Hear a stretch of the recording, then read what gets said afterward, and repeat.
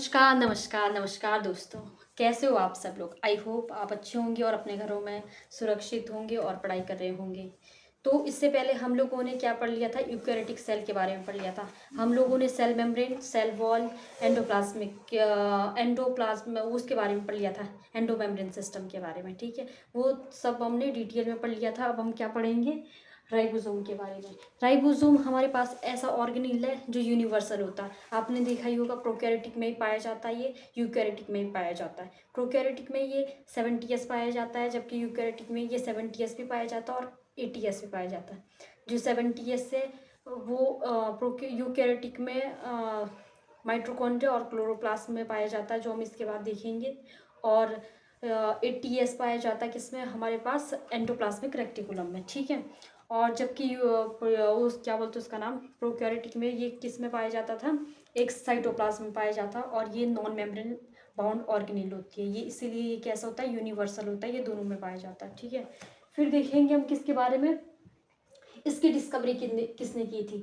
इसकी डिस्कवरी की थी जॉर्ज पैलेट ने। और ये कैसे स्ट्रक्चर थे? पैलेट लाइक स्ट्रक्चर थे, ये ग्रेन्यूल्स लाइक स्ट्रक्चर थे, छोटे छोटे स्ट्रक्चर। और इसकी डिस्कवरी करी थी जॉर्ज पैलेट ने, 1953 में करी थी इसकी डिस्कवरी, ठीक है। Found in both eukaryotic and prokaryotic, जैसे मैं आपको बता रही थी प्रोकैरियोटिक और यूकैरियोटिक दोनों में पाया जाता है, ठीक है, इसलिए इसको यूनिवर्सल बोला जाता है। अब यहाँ नॉन मेम्ब्रेन बाउंड ऑर्गेनेल, और ये क्या है? हमारे पास नॉन मेम्ब्रेन बाउंड ऑर्गेनेल है। फंक्शन क्या होता है इसका? प्रोटीन सिंथेसिस का काम करता है ना राइबोसोम। ये क्या काम करता है? प्रोटीन सिंथेसिस का काम करता है राइबोसोम, ठीक है। फिर इसके बाद देखेंगे जो साइज होता है ना राइबोसोम का, उसका साइज कैसा मेजरमेंट किया जाता है? सेडिमेंटेशन कॉफिशिएंट में किया जाता है इसका साइज मेजर। वैसे नहीं किया जाता कि इसका मास क्या होगा, इसका साइज किया जाता है डेंसिटी के आधार पर, ठीक है। और जैसे सेडिमेंटेशन कॉफिशिएंट से इसकी एक यूनिट है, ठीक है, मेजरमेंट की। They are found in both eukaryotic and prokaryotic, ये दोनों में पाया जाता है, प्रोकैरियोटिक और यूकैरियोटिक में। यूकैरियोटिक में पाया जाता 70s भी पाया जाता है और 80s भी पाया जाता है, और प्रोकैरियोटिक में सिर्फ 70s पाया जाता है। और इनमें भी फर्दर दो यूनिट होती है। लार्ज यूनिट होती है 80s की 60s, और स्मॉल वाली होती है 40s। जबकि 70s में होती है लार्ज यूनिट 50s, और स्मॉल वाली होती है 30s, ठीक है।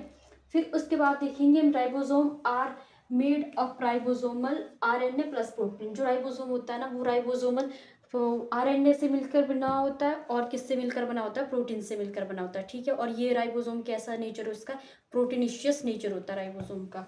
फिर अब देखेंगे हम ribosome are called protein factory. और राइबोसोम को प्रोटीन फैक्ट्री क्यों बोलते हैं? राइबोसोम क्या करता है? प्रोटीन सिंथेसिस करता है ना, इसलिए राइबोसोम को प्रोटीन फैक्ट्री बोलते हैं, ठीक है। जितने भी प्रोटीन बनते हैं वो राइबोसोम के अंदर ही बनते हैं, और राइबोसोम ही बनाता है।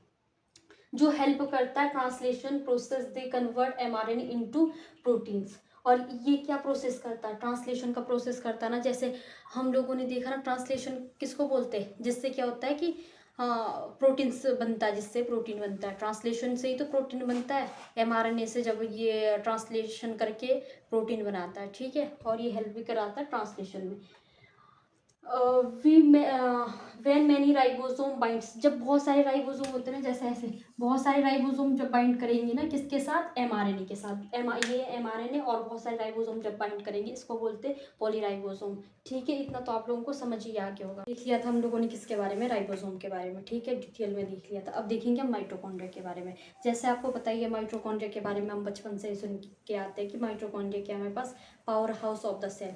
अब इसको power house of the cell क्यों बोलते हैं? क्योंकि इसमें क्या बनती है? एटी बनती है, ठीक है, माइटोकॉन्ड्रिया में। और माइटोकॉन्ड्रिया कैसे होता है? डबल मेम्ब्रेन बाउंड स्ट्रक्चर होता है। जैसे क्लोरोप्लास्ट भी कैसा था? डबल मेम्ब्रेन बाउंड था, और माइटोकॉन्ड्रिया भी डबल मेम्ब्रेन बाउंड स्ट्रक्चर होता है। और जो माइटोकॉन्ड्रिया होता है ये ऑटोनोमस भी होता है। ऑटोनोमस क्यों होता है? क्योंकि इसमें जितने भी फंक्शन होते हैं ना, मोस्ट ऑफ द फंक्शन इसमें कैसे होते हैं? खुद करते हैं। क्लोरोप्लास्ट और जो माइटोकॉन्ड्रिया होते हैं ये अपना काम ना स्वयं करते हैं, बहुत से काम, जैसे प्रोटीन सिंथेसिस करना, रेस्पिरेशन करना, खुद एटीपी बनाना, सब कुछ। ये मतलब न्यूक्लियस से ज़्यादा चीज़ें नहीं बनवाते, न्यूक्लियस से कम काम करवाते। जबकि सेल की ऑल ओवर एक्टिविटी कौन कंट्रोल करता है? न्यूक्लियस। इसलिए न्यूक्लियस को क्या बोलते हैं?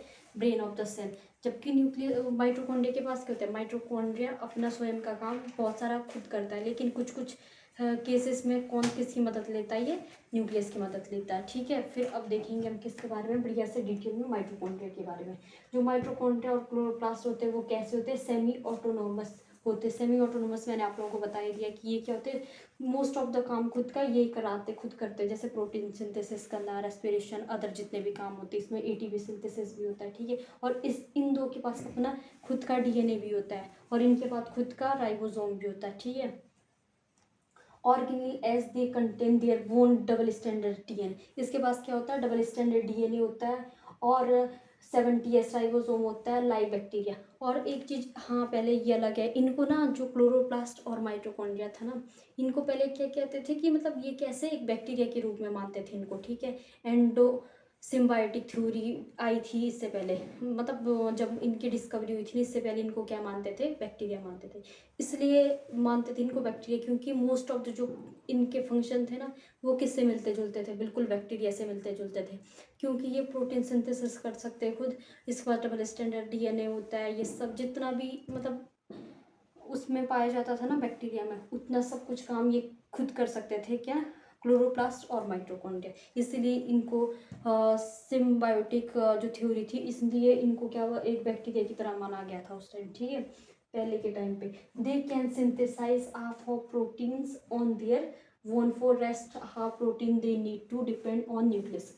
अब इसमें पता क्या बोल रखा है, इसमें बोल रखा है कि ये खुद का प्रोटीन ना खुद बनाते हैं, जैसे 50-50% होगा, जैसे 50% ये खुद बनाएगा अपना प्रोटीन और 50% किसकी मदद लेगा, ये न्यूक्लियस की मदद लेगा, ठीक है। फिर उसके बाद देखेंगे mitochondria can also divide by fission like bacteria. जैसे हम लोगों ने देख लिया था जो फिजन होता था ना, जो डिवीजन होता था बैक्टीरिया को, वो किसकी मदद से होता था, बाय फिजन की मदद से होता था इसका डिवीजन, ठीक है। वैसे ही इस माइटोकॉन्ड्रिया का डिवीजन भी कैसे होता है, ये कैसे डिवाइड होता है, फिजन की मदद से होता है, जैसा बैक्टीरिया होता है, ठीक है। इसलिए इसको पहले बैक्टीरिया की कैटेगरी में रखा गया था। Mitochondria and chloroplast is double membrane bound, और ये दोनों ही कैसे होते हैं, डबल मेम्ब्रेन बाउंड होते हैं, क्लोरोप्लास्ट और mitochondria. Organelle where outer membrane is more permeable, और माइटोकॉन्ड्रिया का मैं आप लोगों को भी इसके बाद स्ट्रक्चर देखूंगी, इसकी कैसी होती है, दो मेम्ब्रेन होती है, एक तो बाहर की मेम्ब्रेन होती है, एक अंदर की मेम्ब्रेन होती है। जो बाहर की मेम्ब्रेन वो होती है वो मोर परमेबल होती है, जबकि अंदर की मेम्ब्रेन कैसी होती है, लेस परमेबल होती है। बाहर की मेम्ब्रेन क्यों मोर परमेबल होती है, क्योंकि उसके पास क्या होते हैं, पोर्स होते हैं, इसके पास कुछ पोर्स होते हैं आउटर वाली के पास, इसलिए ये कैसी होती है, परमेबल होती है ना।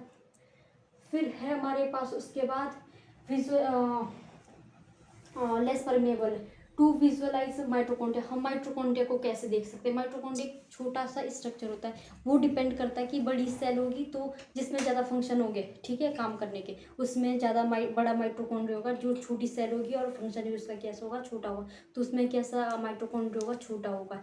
इसीलिए ये डिपेंड करता है फिजियोलॉजी स्ट्रक्चर पर, किसी सेल के फिजियोलॉजिकल स्ट्रक्चर पर ये डिपेंड करता है, किसी का ज़्यादा फंक्शन है या ज़्यादा काम है तो उसमें माइटोकॉन्ड्रिया कैसा होगा, छोटा होगा, बड़ा होगा, और किसी में कम में तो उसमें कैसा होगा, माइटोकॉन्ड्रिया छोटा होगा। इसीलिए ये विजुअलाइज भी नहीं हो पाता, इसलिए इसमें विजुअलाइज करने के लिए हमें एक डाई का इस्तेमाल करना पड़ता है। उस डाई का नाम है, उस डाई का नाम है मेरे पास जानस ग्रीन करके एक डाई का नाम है। अगर हम उसको स्टेन करते हैं ना माइटोकॉन्ड्रिया के ऊपर, तभी हमें माइटोकॉन्ड्रिया क्या होता है, विजिबल होता है, ठीक है। इट इज सिलिंड्रिकल एंड सीसो, और ये सिलिंड्रिकल होता है और सीसो शेप का होता है, सीसो शेप का होता है, ठीक है, ऐसे शेप का होता है, सीसो शेप, ऐसे शेप का होता है ये, है ना, ऐसे। और ये डबल मेम्ब्रेन बाउंड होती है और इनमें फोल्डिंग होती है, जिन फोल्डिंग को क्रिस्टी भी बोलते हैं, और ये आउटर वाली होती है और ये इनर वाली होती है। जो ये आउटर वाली होती है ये मोर परमेबल होती है, जबकि इनर वाली मेम्ब्रेन कैसी होती है, लेस परमेबल होती है, ठीक है।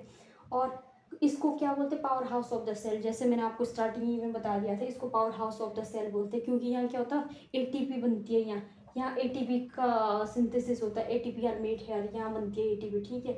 The size and number of mitochondria are variable depending upon the physiological activity of cell, जैसे इसका एग्जाम्पल हो गया मसल सेल, ठीक है। अब हम देखेंगे माइटोकॉन्ड्रिया हमारे पास कैसे होते हैं, नंबर और साइज माइटोकॉन्ड्रिया के दोनों के वेरिएबल होते हैं। किसी के पास बड़ा होता है माइटोकॉन्ड्रिया, किसी के पास छोटा होता है, किसी के पास माइटोकॉन्ड्रिया ज़्यादा होते हैं, किसी के पास कम होते हैं, ठीक है। ये डिपेंड करता है किस पर, फिजियोलॉजिकल स्ट्रक्चर पर, किसी सेल का फिजियोलॉजिकल स्ट्रक्चर कैसा होगा, किसी का तो ज़्यादा फंक्शन करेगा तो उसमें माइटोकॉन्ड्रिया का नंबर भी ज़्यादा होगा और कम होगा। और अगर हम देखेंगे माइटोकॉन्ड्रिया फर्स्ट टाइम हम लोगों ने कहाँ सीन करा था, फर्स्ट टाइम जो माइटोकॉन्ड्रिया सीन करा था ना, वो जो उड़ती हुई ये चिड़िया होती है ना, बर्ड होती है, वो जब उड़ रही थी उस टाइम हम लोगों ने माइटोकॉन्ड्रिया उस पर वो देख लिया था पहली बार, ठीक है। क्योंकि उसमें क्या फंक्शन लगता है, जब कोई चीज़ उड़ती है, कोई चिड़िया उड़ रही है, तो उसमें सबसे ज़्यादा क्या काम लग रहा है ना, कुछ उसमें कुछ वो एनर्जी लग रही है ना, और एनर्जी कौन प्रोवाइड कर रहा था हमको, एटीपी। और एटीपी क्या बनती है माइटोकॉन्ड्रिया में, इसीलिए उस वहाँ डिस्कवरी की गई थी फर्स्ट टाइम माइटोकॉन्ड्रिया की। तो अभी तक पढ़ लिया हम लोगों ने किसके बारे में, माइटोकॉन्ड्रिया के बारे में, सब कुछ हम लोगों ने थ्योरी पढ़ ली थी माइटोकॉन्ड्रिया के बारे में। अब देखेंगे हम डायग्राम। जो माइटोकॉन्ड्रिया होता है हम लोगों ने पढ़ ही लिया था कि ये डबल मेम्ब्रेन बाउंड स्ट्रक्चर होता है माइटोकॉन्ड्रिया, ठीक है। इसके पास दो मेम्ब्रेन होती है, एक होती है आउटर मेम्ब्रेन, एक होती है इनर मेम्ब्रेन। जो आउटर मेम्ब्रेन होती है वो मोर परमिएबल होती है, जबकि इनर मेम्ब्रेन क्या होती है, लेस परमिएबल होती है ना। जो आउटर मेम्ब्रेन होती है ना, ये मोर परमिएबल क्यों होती है, क्योंकि इसके पास क्या होते हैं, कुछ कुछ पोर्स होते हैं, ठीक है, छेद होते हैं इसके पास। जबकि इनर मेम्ब्रेन कैसी होती है, इनफोल्डेड होती है इनर मेम्ब्रेन, ठीक है। ये इनर मेम्ब्रेन जो इनफोल्डेड होती है वो क्यों होती है, क्योंकि इसके पास कैसा होता है, सरफेस एरिया ज़्यादा कवर ना हो, इसीलिए सरफेस एरिया के लिए ये ऐसा हो। अगर तो ये खोल देंगे ना हम इसका अंदर का, तो इससे बड़ी लगेगी ये वाली मेम्ब्रेन, इसलिए ये इनफोल्ड हो जाती है, ठीक है। और इस इनफोल्ड स्ट्रक्चर को क्या बोलेंगे, हम क्रिस्टी बोलेंगे। और हम लोगों ने देख लिया था जो माइटोकॉन्ड्रिया था, ये क्यों इसको सेमी ऑटोनोमस बोला, इसलिए बोला इसको सेमी ऑटोनोमस क्योंकि इसके पास 70 RS राइबोसोम होता है, जो हमारे पास बैक्टीरिया के पास भी होता है। और डबल स्टैंडर्ड डीएनए होता है जो बैक्टीरिया के पास भी होता है। और इसमें सिंगल स्टैंडर्ड आरएनए भी होता है, ठीक है। और इसमें देखेंगे हम जो मैट्रिक्स होता है वो होमोलोगस मैट्रिक्स होता है, ठीक है, डेंस होता है या होमोलोगस, एक जैसा होता है सारे में पूरा मैट्रिक्स, ठीक है। और इसके बीच में जो कनेक्ट करती है ना आउटर मेम्ब्रेन और इनर मेम्ब्रेन को, उसको बोलते हैं इंटरमेम्ब्रेनस स्पेस, ठीक है, इंटरमेम्ब्रेनस स्पेस बोलेंगे। ये सारा क्या है, उसका स्ट्रक्चर है, वो पूरा माइटोकॉन्ड्रिया का स्ट्रक्चर है, ठीक है। अभी तक पढ़ रहे थे हम प्लास्टिड के बारे में, ठीक है। प्लास्टिड के बारे में हम लोग अभी तक हम लोगों ने माइटोकॉन्ड्रिया के बारे में पढ़ा, अब पढ़ेंगे हम प्लास्टिड के बारे में, ठीक है। और प्लास्टिड के बारे में क्या है हमारे पास, हम सबसे पहले क्या जानते हैं, प्लास्टिड किस में पाया जाता है, हमारे पास प्लांट में पाया जाता है प्लास्टिड। और प्लास्टिड कैसे होता है, सेमी ऑटोनोमस होता है। सेमी ऑटोनोमस का मतलब होता है ये प्रोटीन खुद बनाता है, इसके पास खुद का डीएनए होता है, इसके पास डबल स्टैंडर्ड डीएनए होता है, सिंगल स्टैंडर्ड आरएनए होता है, राइबोसोम होता है 70S। और ये कैसे एक्ट करता है, जैसे हमारे पास बैक्टीरिया करता था एक टाइम पे, इसीलिए इसको भी किस में पढ़ा जाता पहले, एक बैक्टीरिया के रूप में देखते थे भी। और जो ये होता है ना, ये 3 टाइप के होते हैं राइबोसोम, ये प्लास्टिड भी, क्लोरोप्लास्ट, क्रोमोप्लास्ट, ल्यूकोप्लास्ट, ठीक है, ये भी 3 टाइप के होते हैं। और ये तीनों कैसे होते हैं, इंटर कन्वर्टेबल होते हैं, एक दूसरे में कन्वर्ट होते हैं, ठीक है। और जो क्लोरोप्लास्ट है ये सबसे ज़्यादा इंपॉर्टेंट है, और सबसे ज़्यादा डिस्कस भी हम किसके बारे में देखेंगे, क्लोरोप्लास्ट के बारे में देखेंगे, है ना।